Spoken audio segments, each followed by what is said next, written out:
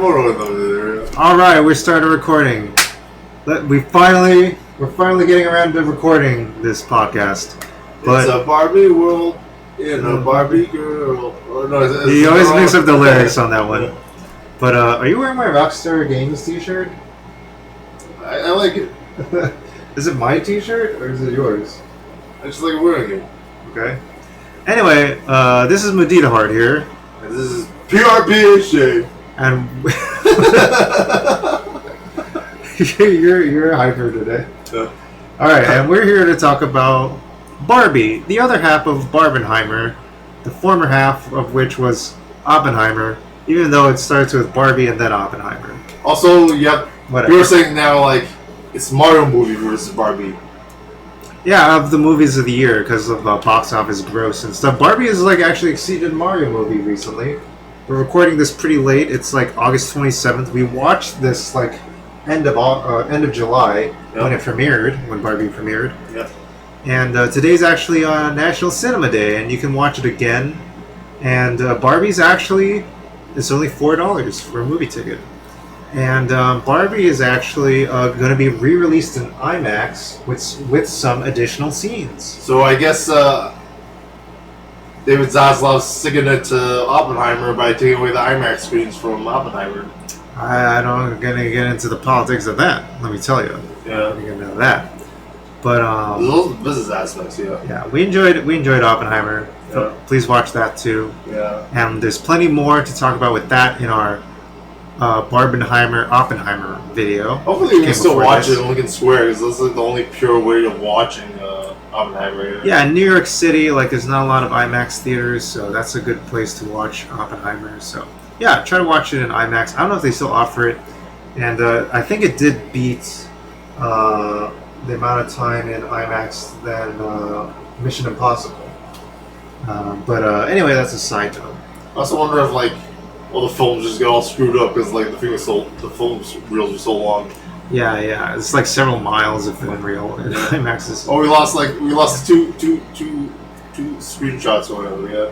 Yeah, but anyway, enough about Oppenheimer. That's all in the past. Here, let's talk about the movie event of the year. Maybe in like, I don't know, a big movie event for a lot of people in a lot of ways. Yeah. Maybe this kind of even brought out people back to the movies that wouldn't normally be watching movies like Indiana Jones or Asteroid City. Like this is like, oh, they go out, maybe they see one movie a year, and maybe it's Barbie, and maybe they watch it 3 times or something. You know, Yeah. It's really that kind of movie. Yeah. And it's got a pretty universal message, which we'll get into. But yeah, very, very fun movie. But to get into it, let's just start by watching the trailer, right? Like that's a good place to start. Yeah. All right, here I'm doing my spiel. I know That's fine. driving the patience of. We almost try for the copyright, I guess. Yeah. Okay. So we're gonna. Just do a clip though. The trailer sort of spoils everything. Actually, you don't notice it, but it sort of does. Yeah. I mean, that's how a lot of trailers do it. It's like usually it happens too fast in a trailer for people to remember any of it, and when they watch it. Yeah. So I think that's how a lot of people feel about promotion and stuff. But anyway, let's watch this trailer, and let's do some commentary over it, and like let's do a little bit of volume. I remember like watching the trailer. I was like, man, before I went to the theater, I was like, is there any point of watching the movie since like I basically have an idea like what's going to be like?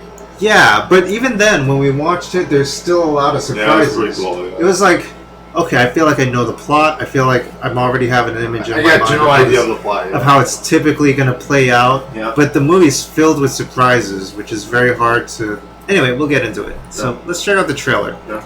And we'll do some commentary over it. We'll do some small volume, but we're going to try and comment over it and pause it here and there to try and like get around copyright, but also give some commentary and give a transformative effect on it. So, all right, let's listen to the trailer. Let's check it out. Can you hear it? A good scene, right? So yeah, this is like creating. Box. This is kind of creating the idea that they're like the Barbie dolls and stuff. Is this a non-spoiler review or spoiler review? I think non-spoiler review. Okay. We're promoting the movie. Yeah. So yeah, they got some dance sequences here.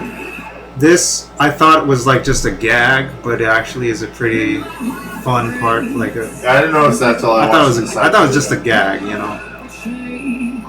I thought like Greta Gerwig just being like Greta Gerwig. But it's actually pretty core to the story, which we'll like kind of talk about a little bit. We'll allude to it.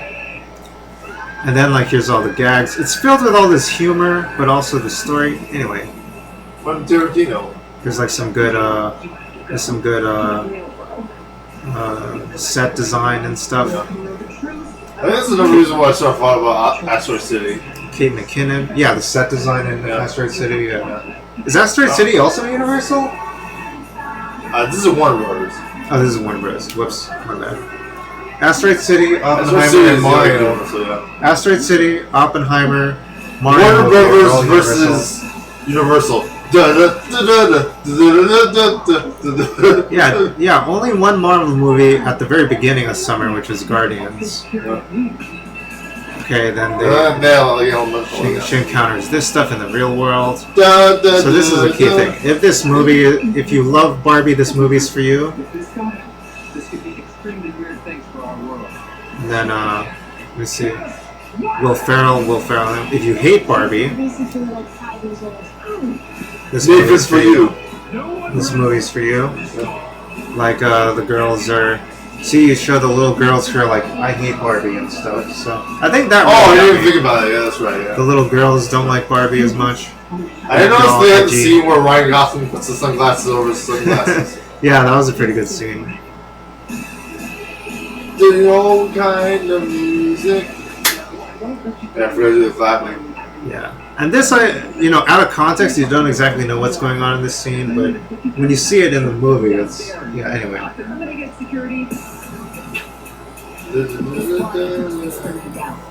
Alright. Fun trailer. Okay, let's get out before it shows my recommendeds. I guess we'll get into it. So here's Barbie. Margot Robbie as Barbie. Here's a bunch of other characters. Kate McKinnon as Weird Barbie. A bunch of other Kens. Helen Mirren is in this as the narrator. Yeah. Let's try to go over. There's like a lot of Barbies and stuff, and a lot of Kens. But let's just focus on like the key ones here. Issa Rae as the president Barbie. Yeah. Michael Cera as Alan. Yeah. Other Kens. Barbie's a lawyer. Barbie has a Pulitzer. Will Ferrell as a Mattel executive. Ryan Gosling as Ken, who has been hyped up as like being in the early running for an Oscar for his portrayal as Ken. And like I've been watching YouTube videos afterwards of like how he's like immersed himself in the Ken character, just kind of like spontaneously. And there's a lot to unpack here, but let's get into it. So let's just copy this image even.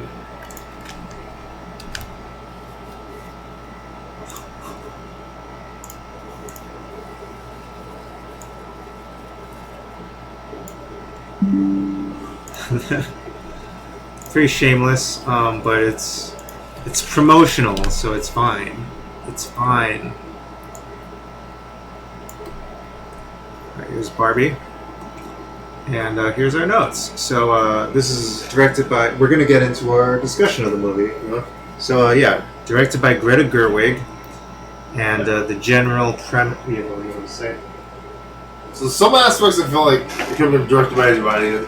In some aspects I think it was definitely directed by Greta Gerwig, and like some of the writers are pretty notable too. Yeah. Right.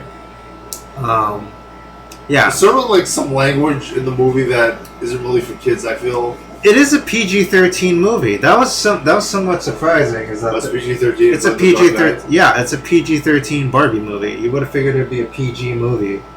Yeah, they were bringing all the kids there and stuff. Yeah, I mean, it's a children's doll, you know. But I guess that didn't stop parents bringing their kids to Barbie. But anyway, here's the basic premise. That's basically in the trailer. Barbie and Ken find dissatisfaction in their perfect world and leave Barbie Land to go to the real world to find a sense of meaning in their lives. And then in the meantime, there's also other characters they encounter in the real world and in Barbie Land, and they find all kinds of conflicts in their sense of meaning and stuff like that. So, I don't know, there's lots to comment on the visuals and the acting and things like that, and the humor and the writing and the set design and all that. How about we just talk about like some general overview impressions that we want to give on this movie? What's your general overview impressions you want to say? Good movie, has good social commentary on majority versus minority. Thumbs up. Okay, so majority versus minority. That's getting into like the writing, its commentary and stuff, Yeah. and it does it in a way that I feel like is fun and playful, and not delivered in like a heavy-handed like, hey, let's try to get this message across and really land it in this like overly didactic, like we're gonna put you in a chair and we're gonna lecture to you kind of way. This is like a fun movie, as you want with a Barbie movie. I felt like it was sort of heavy, but like at the same time, like if you didn't want to notice it, you're only gonna notice it, or if you didn't care. Yeah. You could just try to watch this movie and be like, oh, it's a Barbie movie. Oh, I'm laughing at the jokes, and like, I guess I'll think about it for a bit. There is like one scene in particular where there's just someone straight up ranting to the camera. I don't remember. Do you remember that? That's with what I was thinking about. Do you know was, which one I'm talking about? With America Ferrera. Oh yeah. And you clapped afterwards. Yeah, that was great. That was a great sequence, but like that you could argue I feel like you lecture. didn't give a shit about that. Like they were gonna notice. Yeah, this movie has also just some background on this movie. This movie's gotten a lot of blowback since it came out. I was thinking about that actually. You know what I mean? Like, because I was thinking about that one guy. Right? Like it was like, oh no! I was like, sir, did you watch the movie, sir? Right, and like Well, here's the thing: like the stupid people watch the movie too, and then they don't understand. They're like, oh well, there's a woman starring in a film. Like that's never happened before. Like they're the mobs. Yeah, this movie's been. Okay, so this movie has had a lot of promotion, like direct promotion, where like Margot Robbie and Ryan Gosling and like other actors in the film are like going on press tours and stuff. But it's also gotten a lot of buzz through like its controversy, quote unquote, because because like there's like right wing conservative figures like in the U.S. or whatever giving like tirades against this movie. That's one thing. But then also, it doesn't even matter because like the movie's doing very well. Right, so it's doing really well. Maybe it's like causing people to buy it even more. And then also, it's also been banned in certain countries. Oh, really? Have you heard that? Like it's been banned in certain countries. I know like Barbenheimer has some issues, yeah. Yeah, but different issues, of course. Different issues, yeah. Can you imagine about a World War II fault? Yeah, you can imagine. Yeah, this movie's been banned, and banned. Yeah. For polluting the moral fabric of the society or whatever. Structure. Restructure. Yeah, maybe we can talk a little bit about how people might be perceiving it that way. Yeah. And I'm not going to call out any particular... It's probably also totally wrong also. I don't know. I'm not going to call out any particular... Some of the language in the film, I can sort of see like why it would get banned. Let me put it this way. It's not like The Meg 2, The Trench, where it's like a pretty safe movie. You can put it anywhere, and it's like, the Meg 2 might be a little violent, though, I would imagine. Yeah, that's about it. But it's not like, it's like a popcorn movie. I heard that like beat Barbenheimer like some places for like its first opening weekend. That was it. Oh, really? Yeah. Yeah. I could imagine that. Yeah, this movie is. Anyway, let's talk a little bit about what's in this movie. Yeah. So, maybe one of the things to talk about is the visuals. Like it's a visual fest. Yeah.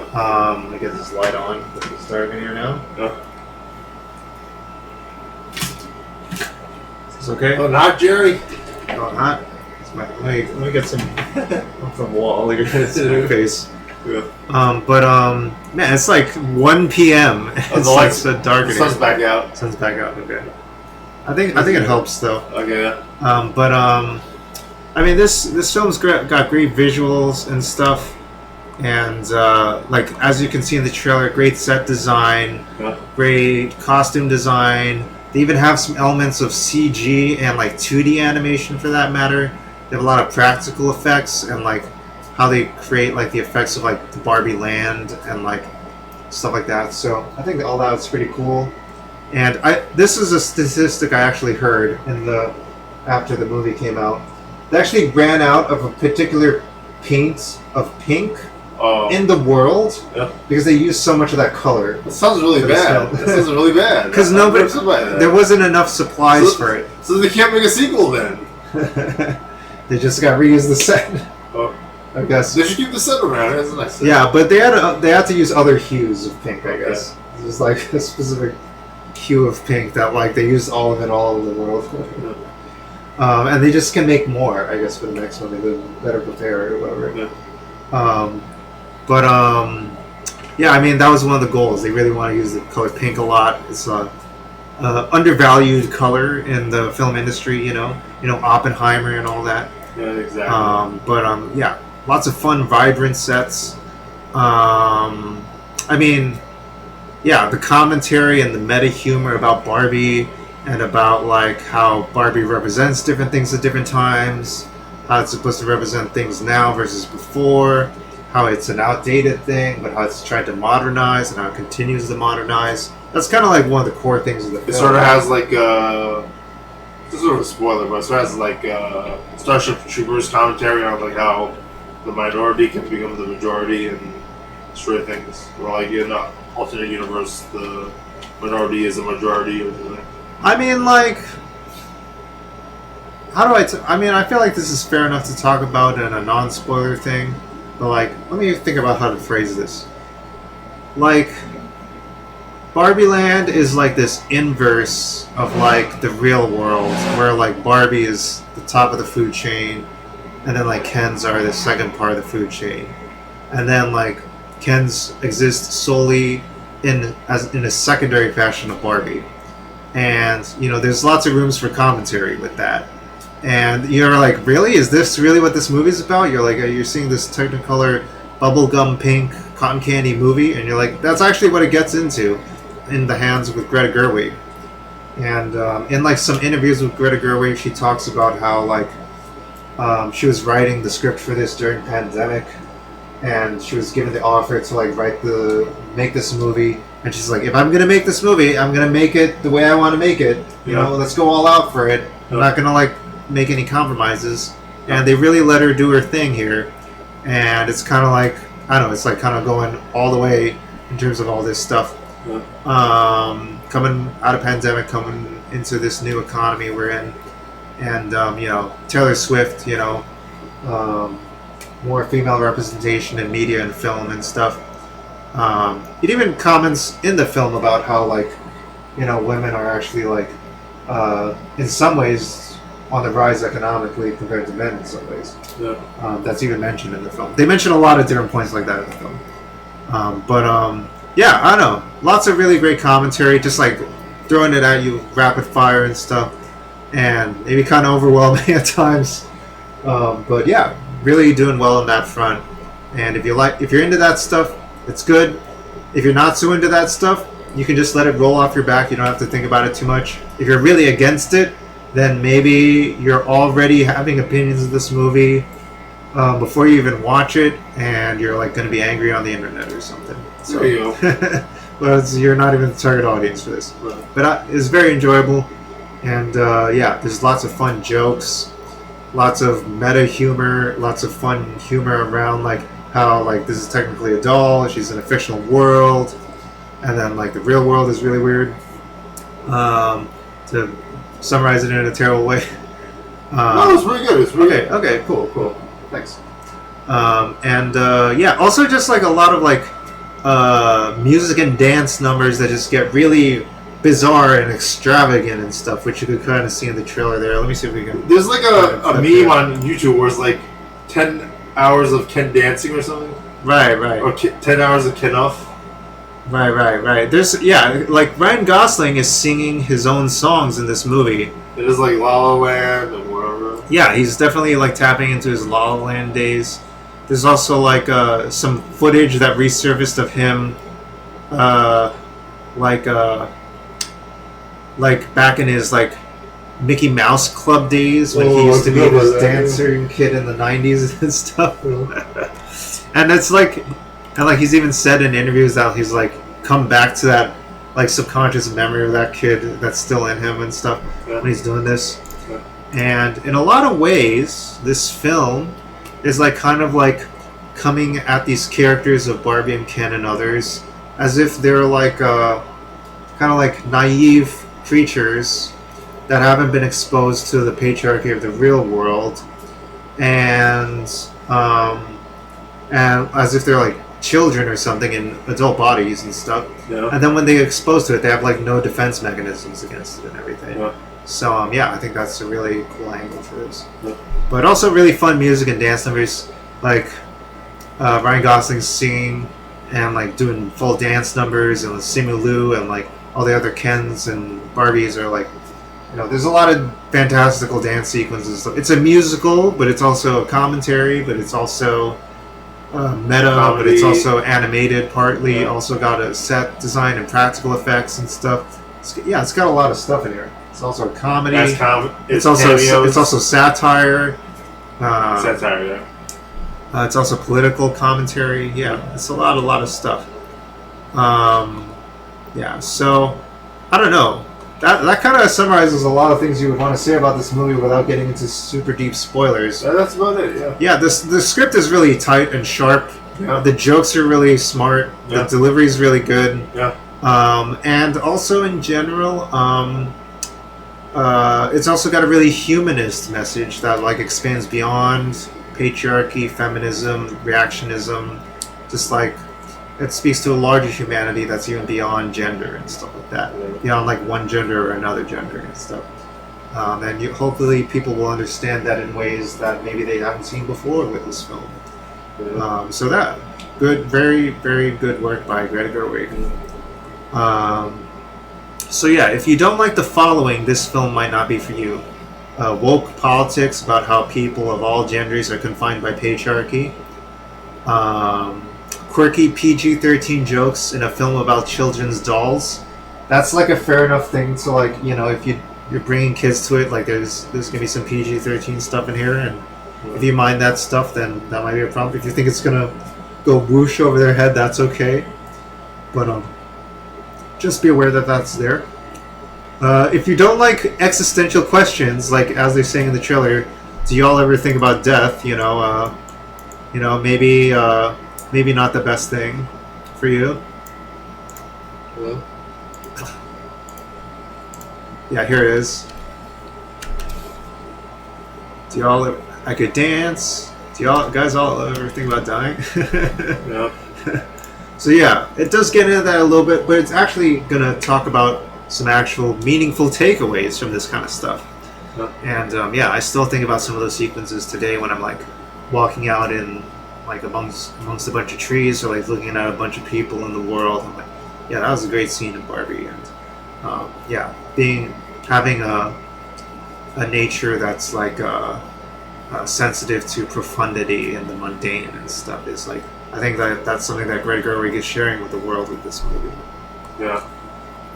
Yeah, I don't know how else to put it. No, you said it pretty well. Yeah. Also, there's empowered career Barbies as per second wave feminism. Yeah, they cover a lot of different jobs and different characters and whatever. Yeah, that's, some people might be against it for certain kinds of reasons, and some people might be against it for other kinds of reasons. Some people could be against it because, why would we have women be lawyers or whatever? That's like very, old-fashioned or whatever. But some people might be criticizing it because it's too simplistic. It's too simplistic. Like, we're still in a patriarchal world and stuff. So like, it's not like women are becoming astronauts left and right or whatever. Yeah. This is like you're like building up little kids' hopes, and then like kind of like not preparing them for the real world. So that's also a fair enough criticism. Yeah. I mean, I remember you mentioning the designer of Barbie, like working and stuff before Barbie, right? Like you shared something about that recently, like the Raytheon missiles. Yeah, exactly, right. Yeah. Like there's that involved with this too. I mean, I don't know. That was like how a lot of the economy was working around then. You know, Yeah, it was a military-based economy. a lot of the internet and computer technology was based around like missiles and stuff like that early on. Silicon chips were like, yay, our silicon chips are in those missiles. That's great. Yeah. You know, but and that's how they got their start at like, you know, IBM or Intel or whatever. Yeah. I don't remember specifically. I should be throwing out names like that. Yeah. But Probably, yeah. Probably IBM. let me see. Yeah, there's also fair enough criticisms around Barbie's problematic aspects around body image. Actually, yes. Yeah, but yeah, you know, there's also a counterpoint to that. You know, what would you say about that? You know. Well, before you get to that point, I was like to say like, before I was early on, like halfway in the film, like you have Margot Robbie portray Barbie instead of Amy Schumer. Like it feels like I was like, do they really have to portray like the idealized or like the beautiful version of Barbie as the Barbie character? Like, if you're gonna have this feminist story about Barbie, again, if you say that, how I hear myself say that, like that's a problematic point of view of see that presumption too. And then later on in the movie, you're like, oh, that's what they did. Yeah. Yeah, I mean, like they want to be able to. You would figure like, oh, in order to better comment on it, like, you know, why wouldn't they cast someone who's not like a non-conventionally attractive person or something like that, as per like Western beauty standards or whatever. But then like they actually use her as typical Barbie, yeah. But yeah, they use her as like this kind of form that's fitting like the stereotypical Barbie character in order to be a commentary on like how this is a problem, and like, and she can be like kind of like naive about like how, well, I didn't realize how this could be such a problem and stuff. So she's kind of being used as this foil and like and whatnot. So it's actually used to comment on those kinds of issues. And like, you know, they do have like this like throwaway character Midge here, who's like, they mention like how she's like this like discontinued line of Barbie dolls that like is like not as popular as Barbie, and like they have like non-conventional characters too. But Alan, I was gonna get to Alan next. Here he is, Michael Cera. He's not like a conventional Ken, and also like strangely enough, in the fictional Barbie doll universe, Alan is the one that gets Midge pregnant somehow, and then they're like, we're just gonna quietly ignore all this ever happened and stuff. Yeah, it's yeah, they do comment on like how the fact that that like this does set up certain body image issues, but that's part of the story, and they do try to. Yeah, I think that's why I wanted to say like there's certain body image issues with having the movie like, is there a body image issue that's being whatever. Yeah, they comment on it like. They do comment on it. Yeah, like there's characters who are like, yeah, we don't like Barbie. Yeah, this is not good. Exactly. They actually have characters literally saying that. That's why everyone hates you, Barbie. Yeah. Yeah, that kind of thing. Yeah. Yeah, there's lots of fun Easter eggs in this film too, and like there's lots of fun things online that like are references to like like people like uncovering all the references they're doing to all the Barbie lore and stuff like that. But yeah, they really tried to like make this like a celebration of Barbie, a criticism of Barbie, a celebration of feminism, a criticism of feminism and patriarchy, and tries to do all the things at once, and it manages to kind of do it all at the same time while also being really humanistic, and you know, also acknowledging that it's a big corporate brand at the same time. Kind of bizarre to do that. Yeah. You know, like imagine if, like in a Marvel movie, hey, Mattel, you know? like Mattel's in the movie, yeah. Yeah, you know, Mattel is in the movie, and they portray like the head of Mattel as Will Ferrell, who's this kind of doofy, you know. Well, they're all guys for one thing, and all the yeah. So they have stuff like that in the movie, and they so yeah, they have a lot of stuff like that where it's like they're commenting on the problems about these things. So probably better than I'm doing now and actually butchering and just stay in my own lane. Yeah. Honestly, like it's pretty bold of them to do that, especially considering this is supposed to like kick off a Mattel cinematic universe. The MCU. And you would figure, right, this alternative MCU, you would figure that this, if they're trying to build a whole cinematic universe, then they would try to like, you know, pull their punches a little bit. If they're already starting this edgy with their like, I don't know, tentpole IP or whatever, then maybe they're gonna keep going further and whatnot. Like this isn't like the Mario movie or Iron Man or whatever. They're already starting off guns a-blazing or whatever. Yeah. So who knows? Yeah. And I feel like MCU took a while before they started to get more progressive or whatever, or more commentary based. But yeah, this is how they're starting. And I guess as a counterpoint, it can start off as a counterpoint to a lot of other franchises out there. Yeah. So okay, this is kind of getting cut off. Maybe I can shrink this a little bit. Now we're getting into the Oppenheimer review because I cut it off a little bit. Okay, so yeah. Going. Okay, so anyway, short. What? It's going. Okay. So anyway, the short thing is Barbie is a hyper-modernist, meta-modernist criticism and celebration about a series of dolls which can mean so much to girls and boys, young and old alike, while also having an ultimate message about greater humanism, regardless of the confines of gender. Worth a watch if you haven't already. After all, it was the movie event of the year and already painted the town pink. So yeah, I give it a thumbs up. Thumbs way up. Yeah. And yeah.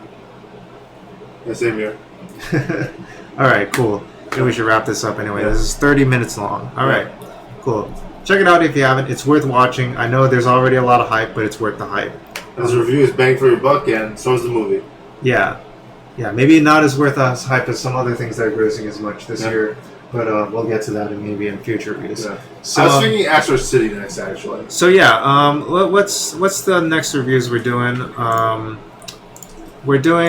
There's Asteroid City, Batman 89 rewatch, WandaVision, Disney 100, and Mario movie. You can look forward to those coming up soon. We're probably going to do Asteroid City next, do you think? I think so, yeah. We're starting to forget that one. But it was on Peacock anyway. It just came out on Peacock. Yeah. And yeah, so we'll do Asteroid City next. Yeah. Some of these other ones are older. Yeah. And yeah, we still owe y'all a video for a Disney 100 exhibit at Philadelphia. Yeah. So yeah. I'm hoping we do like some sort of like it's like this Disney YouTuber where just like loops the whole thing over and over again. And I hope we can do something like that. Yeah. That'd be pretty cool. Yeah.